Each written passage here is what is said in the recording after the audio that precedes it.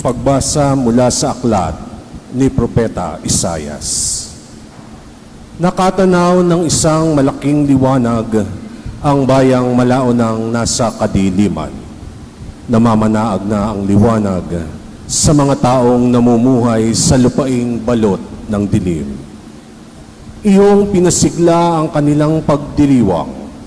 Dinagdagan mo ang kanilang tuwa. Tulad ng mga tao sa panahon ng anihan, tulad ng mga taong naghahati ng nasamsam na kayamanan.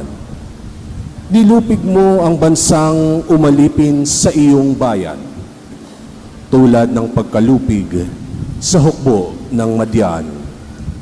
Binali mo ang panghambalos ng mga tagapagpahirap sa kanila, sapagkat ang panyapak ng mga mandirigma, ang lahat ng kasuotang tigmak ng dugo ay susunugin, sapagkat ipinanganak para sa atin ang isang sanggol na lalaki. Ibinigay ang isang anak sa atin at siya ang mamamahala sa atin.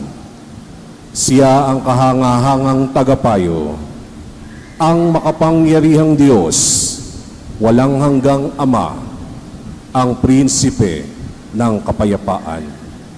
Malawak na kapangyarihan at walang hanggang kapayapaan ang ipagkakaloob sa trono ni David at sa kanyang paghahari, upang matatag ito at papanatilihin sa katarungan at katwiran ngayon at kailanman.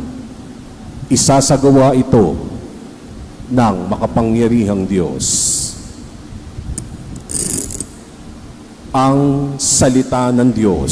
Salamat sa Diyos.